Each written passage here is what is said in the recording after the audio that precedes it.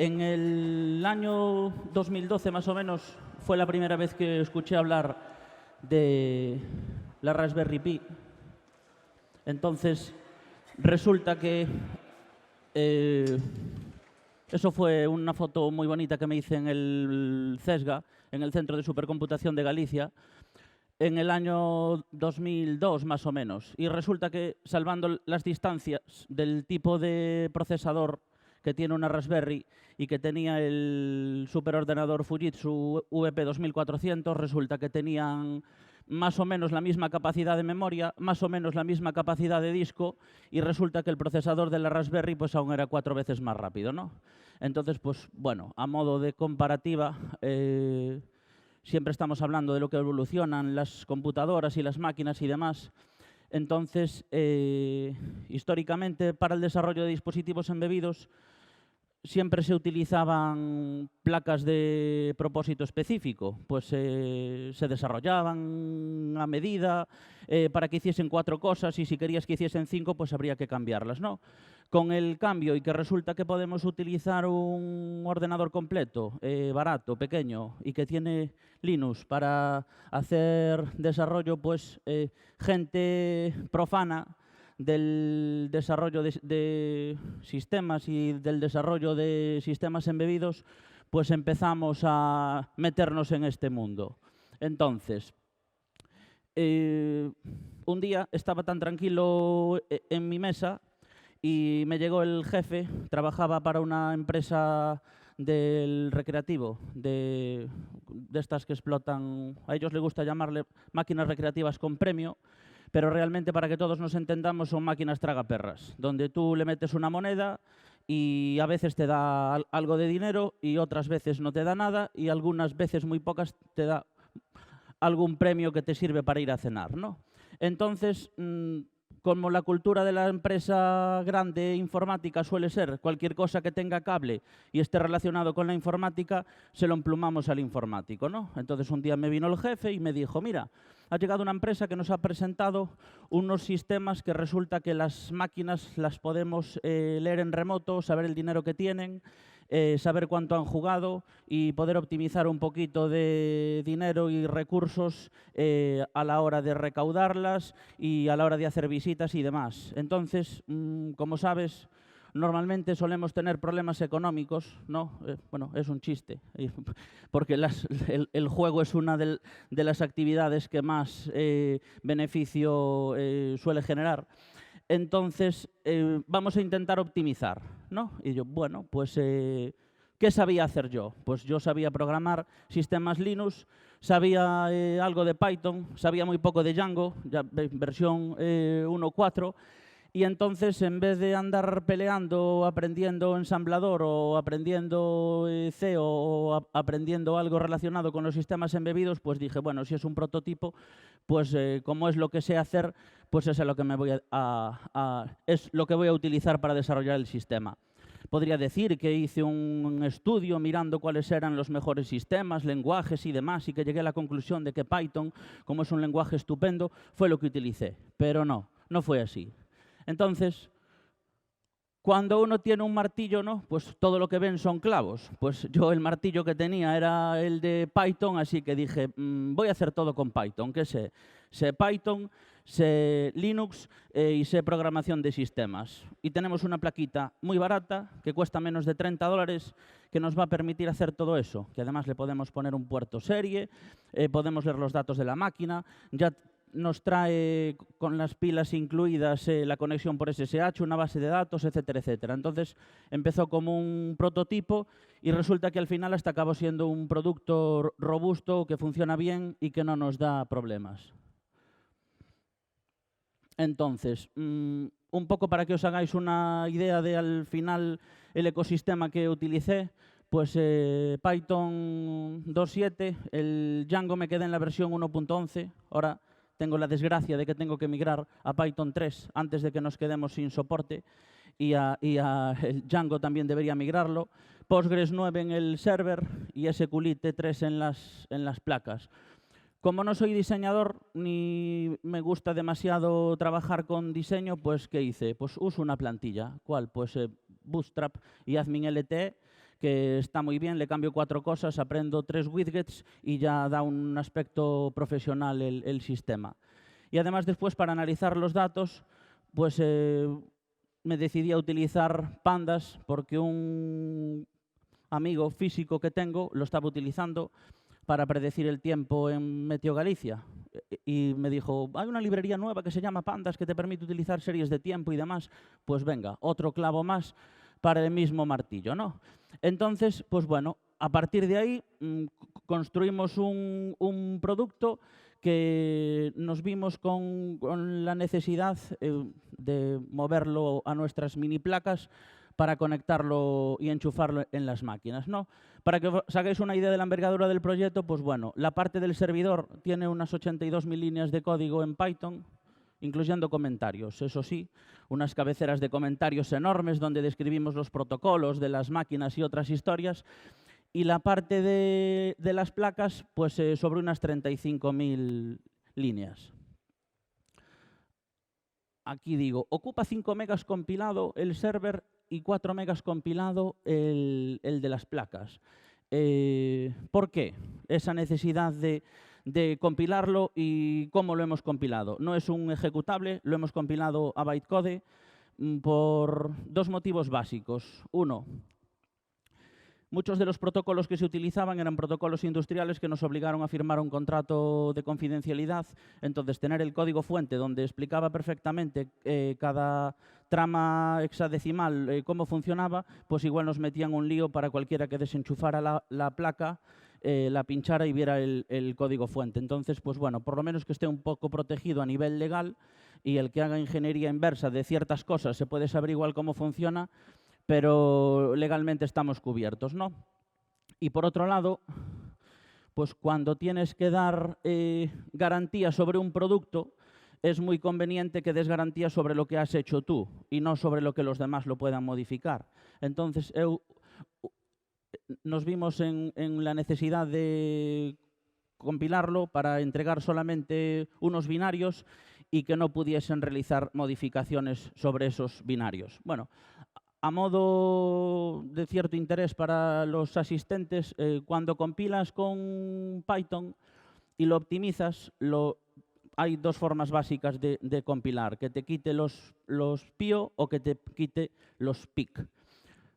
Aparte de las diferencias internas que tengan, en las que no me metí, yo lo que sí sé es que cuando compilas un punto .pic, los docstrings aparecen, de tal manera que tú compilas, abres el fichero pic compilado y te aparecen tus chorros de comentarios, donde dice, si tenemos una trama que nos viene de una máquina de CIRSA, los primeros 4 bytes significan que no sé qué. Entonces, ese trozo que teníamos así de comentario, resulta que si editas el binario, lo estás viendo en abierto. Entonces, no nos servía mucho.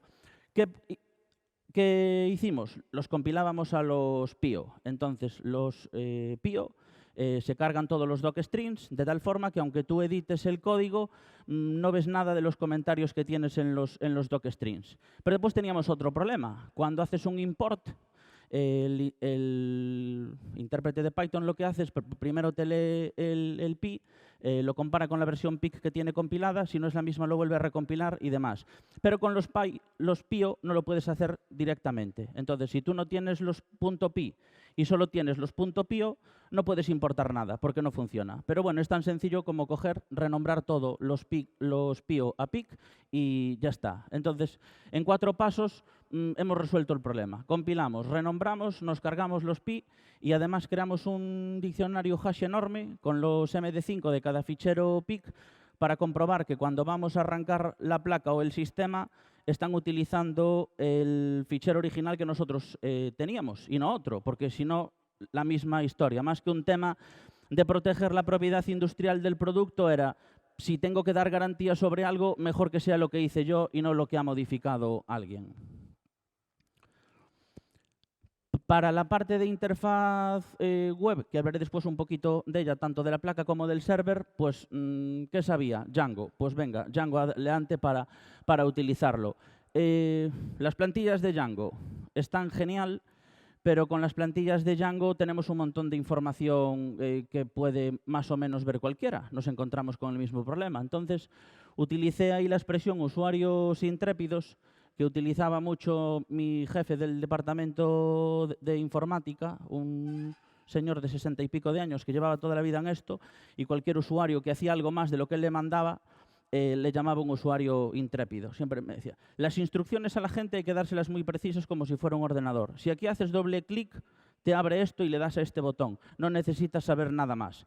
Si hacían algo más, decía, usuarios intrépidos. Pues bueno, editar el código HTML de las plantillas Django también nos podía suponer ciertos problemas. Entonces, bueno, ¿qué hicimos? Un pequeño hack en el método que tiene para leer las plantillas y para mostrarlas. Entonces, las plantillas las encriptamos, intentamos desencriptarla.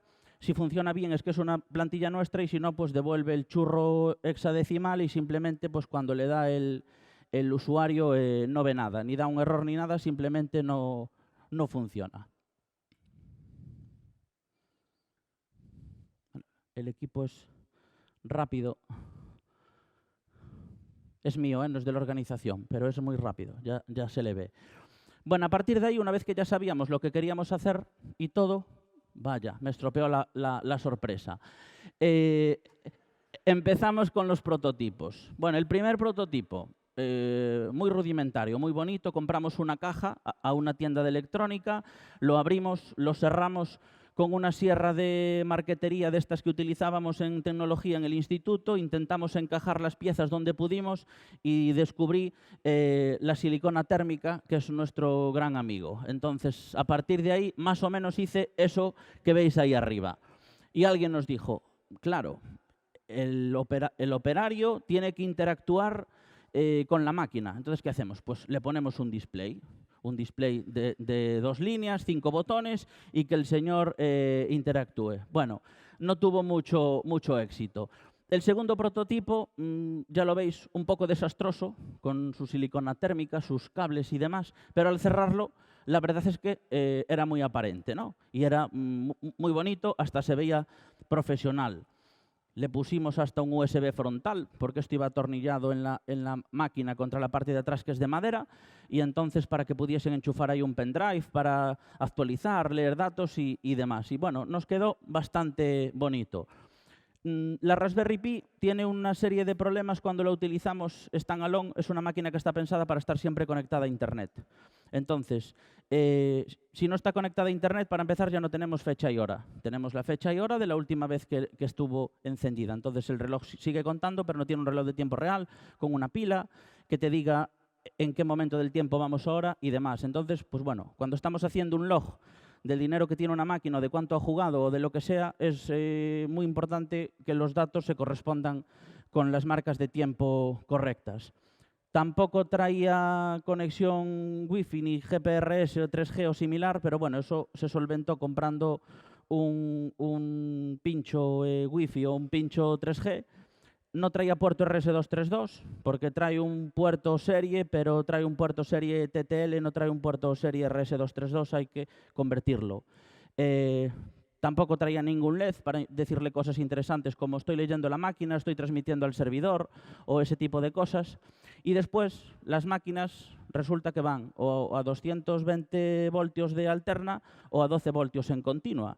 Entonces, o metíamos también un adaptador dentro y demás, o metíamos un regulador de voltaje que nos permitiese hacer esa conversión.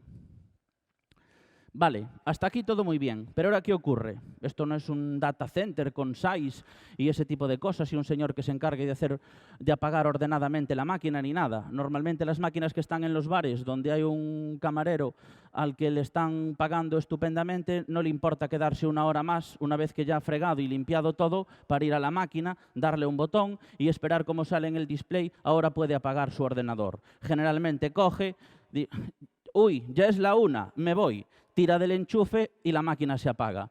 Estupendo.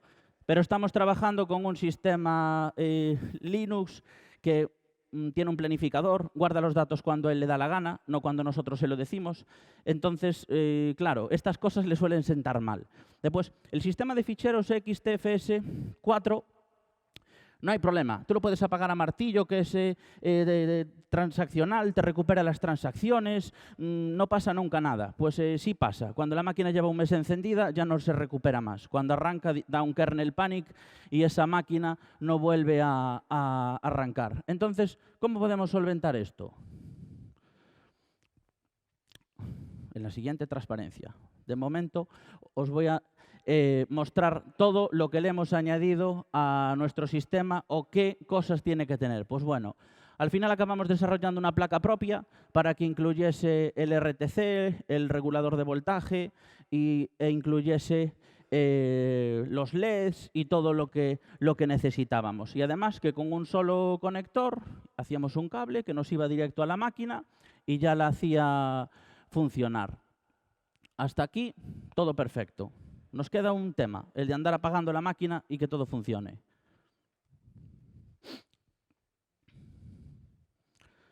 Vale, entonces, ¿qué hacemos? ¿Cómo podemos solventar que al apagar la máquina funcione? Pues miramos todo tipo de soluciones. Bueno, hay unas mini pilas que sirven de batería, entonces se las ponemos y le enviamos una señal al sistema operativo cuando se corte la corriente y entonces así hacemos unos apagados ordenados y demás. Bueno, pues vale, vamos a hacer esas pruebas. Entonces, bueno, desarrollamos, como ya teníamos una Raspberry Pi, que sabíamos trabajar con ella, sabíamos trabajar con los GPIOs y demás, pues decimos, ¿y ahora qué hacemos? Pues otro clavo, montamos otro sistema más con Python, Raspberry y Linux y vamos a montar un sistema que nos permita testear las placas. Entonces, lo que tenemos a la derecha es nuestro mini sistema que apaga y enciende la Raspberry Pi las veces que queramos. Entonces, a partir de ahí, decidimos hacerle dos pruebas. Una que le llamamos el test de integridad de datos, donde apagábamos la máquina entre 10 y 70 veces de forma aleatoria durante 6 horas. Que, por cierto, fui antes a una charla muy interesante que hablaba de cómo obtener la temperatura a través de una Raspberry Pi y todo, y resulta que ya hay una librería donde ahí le llamo E4 igual a enchufe E4 normalmente abierto igual a false. Pues resulta que eso ya está fabricado, no hacía falta que yo hiciera mi librería para controlar los relés. Pero bueno, como no lo sabía, pues la hice, ¿no? Y entonces, pues bueno, una contribución más al sistema. Entonces, dejábamos las Raspberries funcionando, podíamos conectarle hasta 4 porque teníamos 4 relés y le metíamos caña. Pues venga, apágate a los 10 minutos, apágate a los 20. Pues iba generando datos y al final veíamos qué pasaba. Lo de la pila, mal, no funcionaba. Y después le hicimos también un test de estrés, que resulta que como el proyecto iba bien, incorporaron con nosotros a alguien que sabía de electrónica, del que aprendí mucho, y decía, los componentes electrónicos necesitan un periodo de descarga. ¿Cómo? ¿Un periodo de...? Sí. Resulta que si tú andas encendiendo y apagando continuamente un sistema, puede ser que lo lleve mal. Y bueno, y entonces, ¿qué hacemos? Vamos a hacer algo que nos lo testee, apagándolo de manera aleatoria, entre 1 y 10 segundos, que esté continuamente encendiéndolo y apagándolo. Porque, ¿qué ocurre? La máquina no enciende, el tío la vuelve a enchufar, la apaga, la enciende, el técnico que la está testeando, pues bueno, es su trabajo. O el señor del bar, si ve que la máquina no funciona, le tira del enchufe, la vuelve a enchufar, que si salta el automático, que si salta el lavavajillas y demás, y si pasaba muchas veces seguidas, resulta que las placas se podían bloquear. Entonces, pues bueno, hicimos el test de estrés para andar encendiendo y apagando nuestro shield para ver si realmente soportaba ese estrés. Vale, ¿cómo solucionamos lo de la corriente? Pues con Python, ¿no? Si es lo que sabemos, pues ¿para qué vamos a aprender otra cosa? Entonces, ¿qué hicimos? Pues vamos a hacer un módulo, que además le vamos a poner el nombre en inglés, por si esto en el futuro hasta se vende fuera de España, y le llamamos DataSaver HD, o alta calidad, o no sé, disco duro. Bueno, pues venga, va, le llamamos así. Perfecto. Entonces, ¿esto qué va a hacer? Va a controlar todo el disco. Entonces utilizamos, ¿qué sabemos? Sabemos Linux. ¿Y qué sabemos de Linux? Sabemos formatear, sabemos montar particiones de solo lectura, sabemos montar particiones de lectura y escritura, sabemos copiar datos con rsync, sabemos hacer un montón de cosas. Genial. Pues entonces vamos a hacerle como una especie de wrapper que nos permita hacer esto y que lo haga el sistema. Entonces, básicamente, convertimos el sistema en un sistema de solo lectura. Y al sistema de solo lectura le añadimos un par de particiones de lectura-escritura. De tal forma que el sistema cuando arranca, los datos principales los tiene siempre en la partición de solo lectura, que le va a dar igual que le cortemos la luz las veces que queramos, que va a funcionar siempre. De hecho, hay placas que llevan ahora mismo unos 3 años en las máquinas y 2 años en autobuses, que después os contaré que reciclamos el proyecto también para una empresa de autobuses. Y esas placas pues están funcionando y no nos dieron ningún problema. La placa arranca en la partición de solo lectura.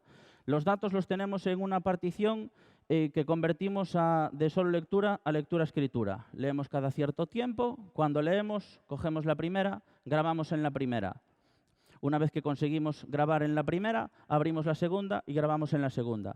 De tal forma que caiga cuando caiga el sistema, los datos están siempre de manera correcta, o en la partición data 0 o en la partición data 1. El sistema cada cierto tiempo hace comprobaciones, hace un rsync de las dos particiones, que además como son iguales van muy rápido, y además hace un FSCK del sistema cada cierto tiempo para comprobar la integridad de los datos.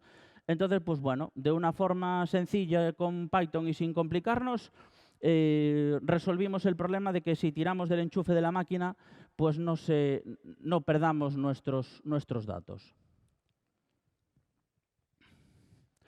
Bueno, a partir de aquí había que interactuar con la placa, pues había que decirle qué tipo de máquina era y alguna serie de cosas. Entonces, a mí, lo primero que se me ocurrió, dije, joder, le haré una interfaz de tipo texto. Se supone que es un técnico, llega con su ordenador y solamente le tiene que dar a las opciones correspondientes. Pues opción 1, visualizar datos de la placa. Opción 2, visualizar últimos logs, comprobar conexión del servidor. Muy fácil, solamente hay que escribir números y darle a Enter.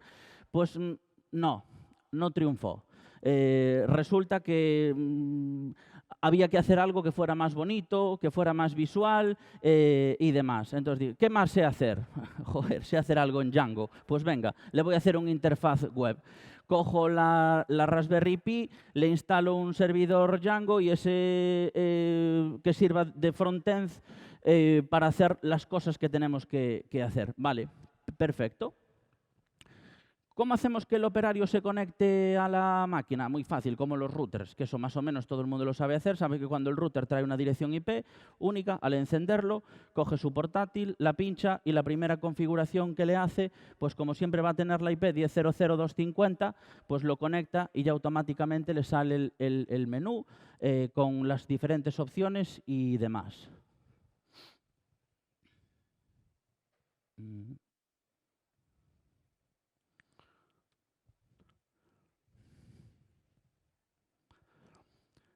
Vale. A partir de ahí, llegaba el señor técnico al bar y dice, es que no va a llevar un portátil. Pues bueno, pues entonces, ¿qué hacemos? No, tenemos unos dispositivos para recaudar basándose en Windows CE que vendía un fabricante. ¿No podías hacer que se...? No. Pero ¿a qué todos los operarios tienen móvil? Sí, pues venga, entonces hacemos una cosa. Vamos a utilizar HostAPD y DNSMask dentro de Linux. Recordad que era una de las cosas que sabía andar con Linux, entonces estupendo. Le configuro un emisor Wi-Fi que se llame TB800, por ejemplo, después el operador que le llame como quiera, que para eso lo puede configurar con el cable, y el operario llega, le da a buscar Wi-Fi, aparece esa Wi-Fi donde en todas las máquinas va a tener la misma clave, se conecta y ya automáticamente pues le puede abrir esa IP y puede interactuar con el sistema. Pues ya sea, en estos ejemplos que tengo aquí, pues está leyendo una máquina, metiéndole el número de monedas para que le calcule el número de monedas, el dinero que tiene, etcétera, etcétera. Entonces, bueno, pues eso más o menos triunfó porque, eso, como todos tenían móvil y lo sabían usar, ¿y por qué no hacemos una app? Y dije, vale, podemos hacer una app. Entonces, al final, Os voy a decir en qué consistió mi app. Mi app consistió en meterle un acceso directo en el escritorio con un iconito que al pinchar automáticamente nos abría el navegador a la dirección IP que definía la máquina. Y me dijo, bien, tenemos la app, lo que te he pedido. Entonces, muy contento, me sentí.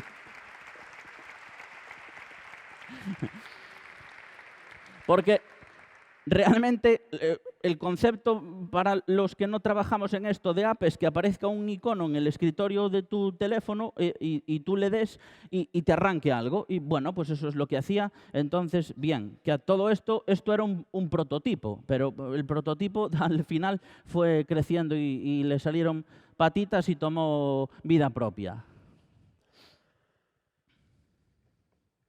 Vale. Ahora no solamente teníamos clavo y martillo, sino que además teníamos más herramientas. Teníamos una trencha, un serrón, etc. Entonces ya teníamos más o menos algo completo donde no solamente utilizábamos Python. Resulta que también teníamos una parte de diseño, entonces el diseñador podía encargarse de hacerlo más bonito. Teníamos una parte electrónica, donde un especialista en electrónica se encargó de desarrollar el shell y demás, que además, ahora que tenemos esto, lo podemos utilizar para más cosas, ¿no? Y a partir de ahí, un día, dijo el jefe, llamó a un señor que tiene una empresa de autobuses que dijo si se podían controlar, que, bueno, realmente lo que dijo es, los operarios pierden mucho tiempo escribiendo en una libreta cuántos kilómetros hacen cada vez que hace un viaje, ¿no? Entonces, lo que queremos es algo donde él conduzca y cuando llegue de noche ya le aparezcan los partes de trabajo insertados en este sistema que tenemos, al que nosotros le vamos a llamar ERP, donde lo tenemos montado con un servidor SQL Server y una aplicación hecha en Visual Basic y demás. Y bueno, vamos a verlo. Fuimos a verlo y bien, resulta que todo lo que teníamos se podía reciclar. A nosotros, ¿qué más nos daba leer los contadores de una máquina por puerto serie que meterle un aparatito GPS donde fuese controlando la posición por donde iba el autobús y calculase los kilómetros que había recorrido? Entonces se iba a su ERP y le decía, dime qué viajes tiene que hacer hoy este señor. Y le daba una serie de viajes. Entonces decía, bueno, pues sí, pero es que tenemos que ir de La Coruña a Ferrol. Ya, pero es que la máquina nuestra no va a saber ni dónde está Coruña ni dónde está Ferrol. Vamos a tener que darle unas coordenadas GPS para indicar exactamente en qué punto de Coruña empieza el parte de trabajo y en qué punto de Ferrol termina. Le podemos dar una distancia de 10 metros, más o menos, porque no tiene que parar en el sitio exacto, pero conviene meter todos estos datos. Entonces, bueno, al final conseguimos convencer a la gente de la empresa de autobuses para que codificara todas las paradas de autobús con su posición GPS. Entonces, a partir de ahí, el sistema lo que hace es, lee continuamente dónde estamos y compara. Si es en fecha y hora, por eso era muy importante el reloj RTC, si es en fecha y hora, ahora mismo nos toca hacer este viaje, pues, y estamos en esta posición, iniciamos parte de trabajo. Y cuando llega a su fin, finaliza parte de trabajo. Todo eso lo vamos guardando en la misma base de datos SQLite que teníamos antes para guardar los datos de las máquinas tragaperras y a partir de ahí generamos unos partes de trabajo que los insertamos directamente en el servidor. Entonces, al final, el cacharrito quedó muy logrado. Arriba a la izquierda, que al final le iba a incorporar una foto, pero como terminé las transparencias justo el día anterior de venir para aquí, pues no encontré la foto del GPS. Pero aún nos queda aquí arriba a la izquierda un hueco, una vez que pasamos el Ethernet y el Molex de conexiones, para poder enchufarle una antenita. Entonces, con un taladro le sacamos el conector y ahí le pusimos el lector de GPS. Entonces, pues ya teníamos al menos 3 dispositivos que se podían comercializar y se podían vender. Después preguntaré a ver si alguien sabe por qué le llamamos TV800, TV70 y TV900. A ver si os suena algo. Os diré de pista que el que estamos haciendo ahora se llama TV1000, ¿no? Entonces, a ver si a partir de ahí más o menos nos vamos haciendo una idea de por qué se van llamando de esa forma. El primero, que el shield más o menos era el mismo, diferenciado el de los autobuses, que llevaba un conector GPS, después era la misma infraestructura.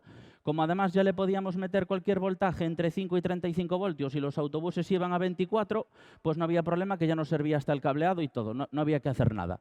Genial. Y además nos encargaron también una prueba piloto para controlar las máquinas de bolos, para que el técnico supiese si las máquinas tenían algún problema, y para conectarnos a esas máquinas industriales hicimos un interfaz con el servidor que controla las máquinas y le salía al operario en el móvil un status donde le decía, bueno, pues tal máquina tiene un pin estropeado o no se ha reiniciado bien o lo que sea.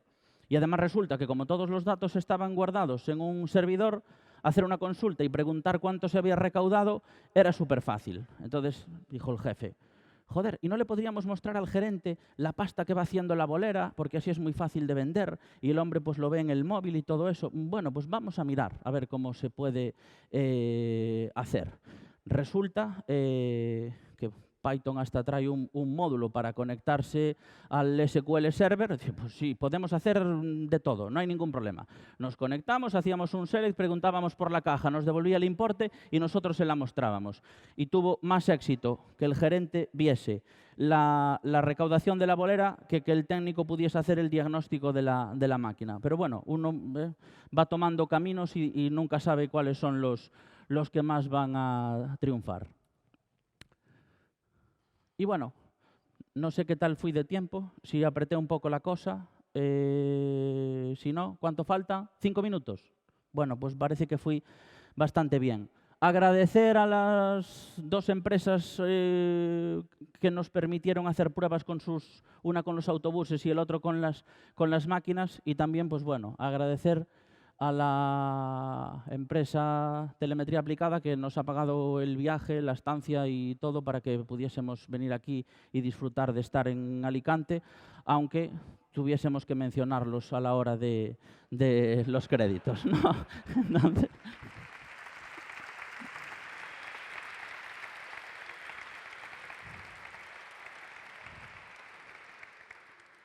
y bueno, hay tiempo para preguntas, entiendo yo, entonces Hola. lo que queráis.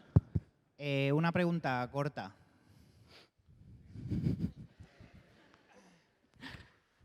José, enhorabuena. Empatizo contigo un montón porque ahora mismo yo sería ese proceso que todo tú has contado. Una pregunta, cuando habéis hecho esos prototipos que habéis enseñado y tal, ¿tuvisteis que certificarlo? ¿Fue un problema tener que certificar eso o venderlo? ¿O simplemente haces tu prototipo basado en Raspberry Pi y tiramillas? No se han certificado. Es decir, si mañana un autobús se empotra y la empresa Eso dice, digo. es que llevaba un dispositivo de telemetría fabricado y por culpa de ese dispositivo han fallado los frenos y hemos chocado, pues no sé, yo soy informático, no abogado. Entonces,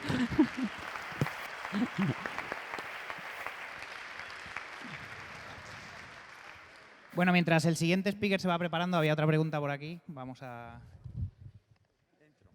Me parece muy interesante lo que has hecho y tal. Yo también he trabajado con Raspberry Pi en temas, digamos, de que no tengo acceso luego directo a mantener aquello.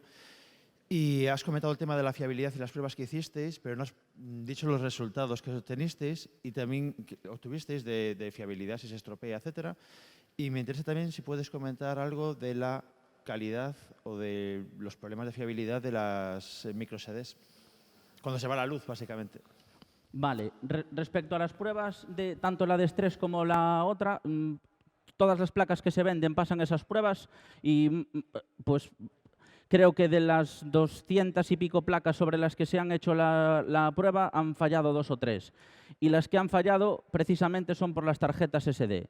Es muy importante escoger bien el fabricante porque hay algunas que la calidad que tienen no es demasiado buena y cuando llevan un tiempo funcionando, escribes muchas veces o lees muchas veces, pues al final te empieza a dar datos corruptos y demás. Entonces, los problemas con los componentes electrónicos, tanto de la Raspberry como de lo demás, no encontramos ninguno, pero con las SD sí. Vale, bueno, pues muchas gracias a todos.